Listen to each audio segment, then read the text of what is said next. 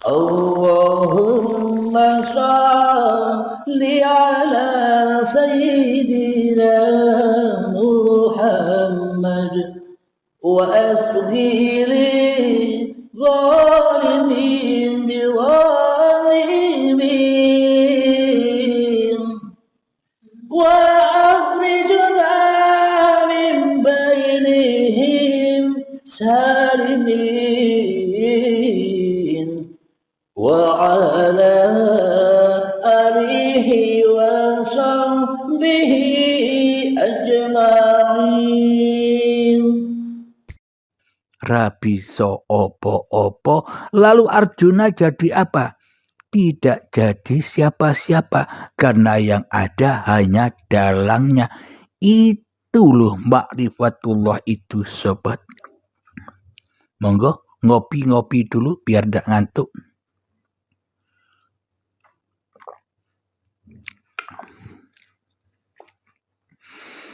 Tapi kenyataan kita selama ini, kitalah yang menduduki posisi Tuhan.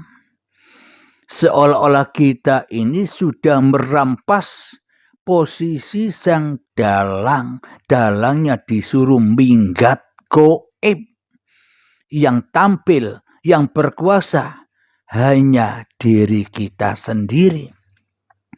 Itu loh yang dimaksud la ilaha illa ana.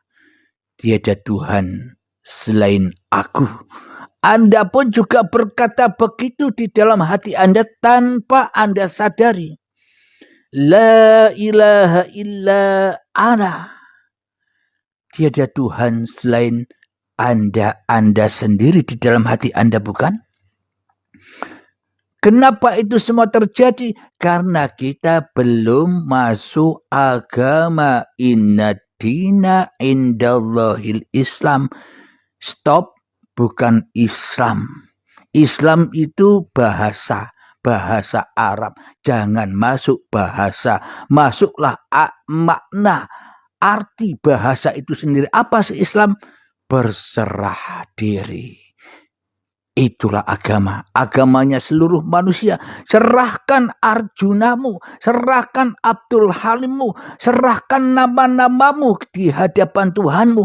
Sehingga yang ada di dalam tiap-tiap hati manusia bukan adanya dirinya, akan tetapi yang ada hanya Tuhannya yang menggelar sebagai pagelaran alam semesta ini. Itu yang dimaksud ma'rifatullah. Yang berhak ma'rifatullah ya hanya Allah. Yang berhak ma'rifatullah ya hanya dalang. Yang berhak ma'rifatullah ya hanya Allah. Yang berhak ma'rifatullah ya hanya Romo. Yang berhak ma'rifatullah ya hanya Bapa. Yang berhak ma'rifatullah ya hanya Gusti dan Sang Yang Widi, apapun nama-nama Tuhan yang Anda sebutkan. Apa buktinya yang makrifat hanya Tuhan? Ketika Abdul Halim sudah lunglai, tak berdaya lagi, mati. Yang hidup hanya Allah. Yang bisa memerankan Abdul Halim hanya Allah. Yang bisa mendudukkan Abdul Halim hanya Allah. Yang bisa mengkalam-kalamkan Abdul Halim hanya Allah. Yang bisa berpikir, yang bisa merasa, yang bisa membolak-balikkan hati, yang bisa bekerja, melihat, mendengar, berpikir dan sebagainya, ya semuanya hanya Allah. Itulah ma'rifatullah bila semuanya hanya Allah. Itulah ma'rifatullah ketika yang ada hanya lillahi ta'ala. Inna salati wa nusuki wa mahyaya wa mamati lillahi rabbil alamin.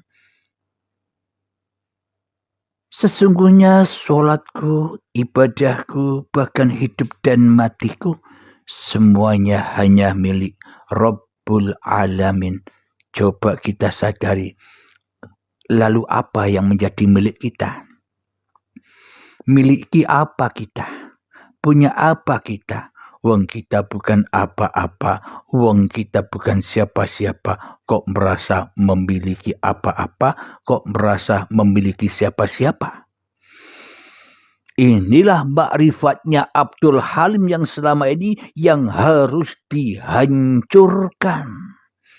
Jadi makrifatullah itu ketika makrifat Abdul Halimnya hancur lebur, berterbangan seperti kapas, berhamburan seperti debu, ad-dukhon yang selama ini menyelimuti Abdul Halim, yang menggelap-gelapkan hati Abdul Halim terhadap Tuhannya, ya harus dipecah lewat pintu bimbingan-bimbingan baiat. Kalau Abdul Halim ini tidak dibaiat, kalau Abdul Halim ini tidak diantar nyelurup ambil permatanya, ya tidak akan bisa bila Abdul Halimnya belajar dewe. Bila belajar dewe kan tetap makrifat yang dipegang masih makrifat Abdul Halimnya. Tak akan pernah bisa Abdul Halim bisa bermakrifatullah bila Abdul Halimnya masih makrifat. Allah tidak akan nyata wujud zatnya bila Abdul Halimnya masih wujud. Allah tidak akan nyata kehidupannya bila Abdul Halim masih merasa hidup. Allah tidak akan nyata kekuasaannya bila Abdul Halim merasa nyata diri Abdul Halimnya. Allah tidak akan bisa berkata-kata bila yang berkata masih Abdul Halimnya. Jadi iman yang seperti inilah yang dimaksud makrifatullah yang original, asli, yang diajarkan oleh para nabi dan para rasul, asli yang diajarkan oleh junjungan kita Kanjeng Nabi Muhammad sallallahu alaihi wasallam yang sudah diagendakan di dalam Al-Quran. Muhammad, bukan kamu yang melempar, tapi aku yang melempar. Inilah tanda ketika Nabi Muhammad sudah tak bisa melempar lagi, maka Allah lah yang lempar. Itu maknanya makrifatullah. Awaluddin makrifatullah. Bila kita tidak mengenal itu, maknanya ya kita belum masuk agama Tuhan. Akan tetapi kita selama ini masih masuk agama hantu. Ini hantu. Inna syaitana lakum aduwwum mubin. Sesungguhnya setan itu adalah musuh yang sangat amat nyata bagimu.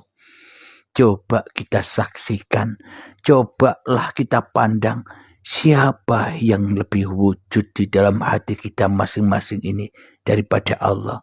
Yang paling wujud kan diri kita. Allahnya goib, Allahnya gampang, engkau wae. Yang penting aku yang jadi raja, aku yang jadi Tuhan, aku yang jadi penguasa atas diriku. Nanti bila aku butuh, aku tak minta-minta. Tolong, selalu kepanasan. Apa? Minta inilah, minta itulah. Kenapa? Karena kita merasa jadi Tuhan. Ya tolong terus. Coba kalau kita sudah kembalikan awaluddin makrifatullah. Kembalikan makrifatun-nas yang ada di dalam dada kita kepada makrifatullah. Maka ketika manusianya sudah tak makrifat lagi, maka tak akan pernah minta-minta lagi. Kenapa? Allah lebih tahu apa yang ada di dalam hati ini. Allah lebih tahu apa yang ku inginkan. Allah lebih tahu apa yang ku butuhkan. Ngapain tolong lagi? Ngapain minta-minta lagi? Inilah yang dimaksud bertuhan itu, yang maknanya semua urusan apapun keadaannya sudah dipasrahkan total jenderal, hanya milik dan kuasa Tuhannya saja. Abdul Halimnya, Anda yang sudah mengikuti bimbingan-bimbingan baiat, apa tugasnya? Enjoy saja. Ibarat domba sudah kembali kepada pemiliknya, sudah di dalam kandang yang enak, yang nyaman, makan ndak usah minta embek-embek. Ada yang datang memberi makan dan minum tanpa kita minta-minta, datang sendiri, dicukupi. Akan tetapi bila kita keluar dari kandangnya Allah, bila kita keluar dari kekuasaan Allah, bila kita keluar dari daya upaya Allah, akhirnya ya aku susah dewe, mangan-mangan golek-golek dewe, kerja golek-golek dewe, ibadah golek-golek dewe, dimaem-maem dewe, digado-gado dewe, dinikmati dewe, untuk pemuas hawa nafsune dewe-dewe. Maka kita akan kesulitan, ketakutan, cari makan ke sana, cari minum ke sini, serba takut. Ibarat domba di hutan sendirian, mau makan minum takut, mau jalan ke depan takut, mundur takut, nganan takut, ngiri takut. Kenapa? Karena takut diserang oleh harimau, takut dimakan oleh buaya, takut dipanah oleh pemburu. Jadi hidupnya serba takut.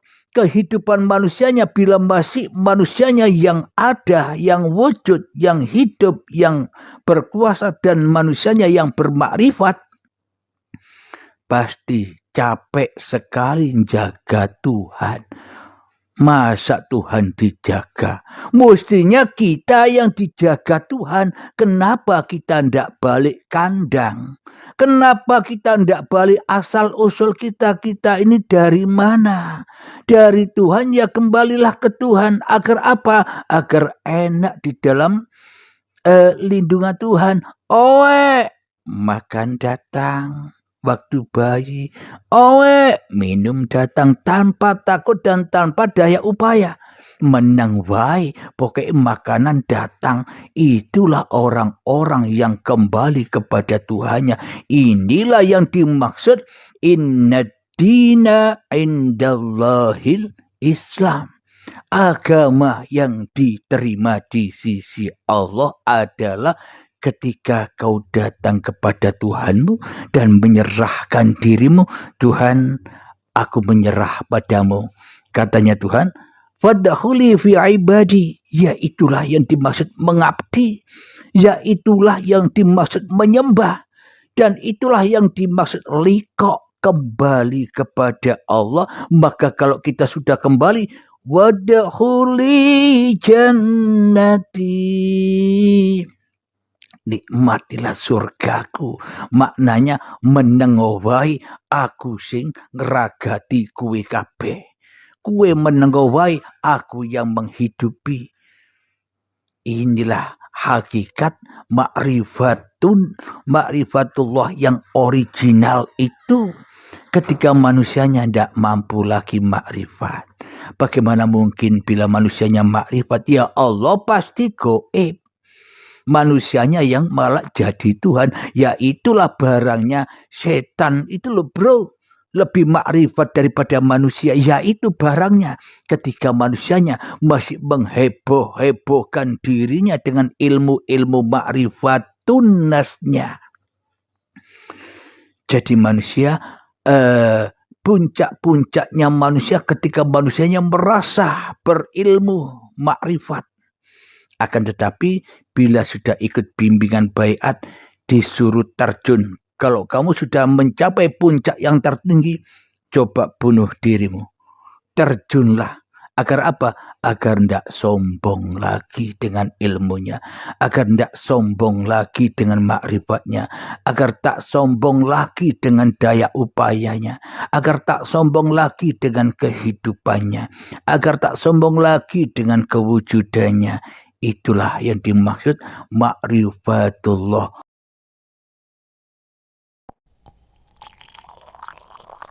Allahumma salli ala sayyidina Muhammad wa asghiri zalimin biwalimin wa akhrijna min bainihim salimin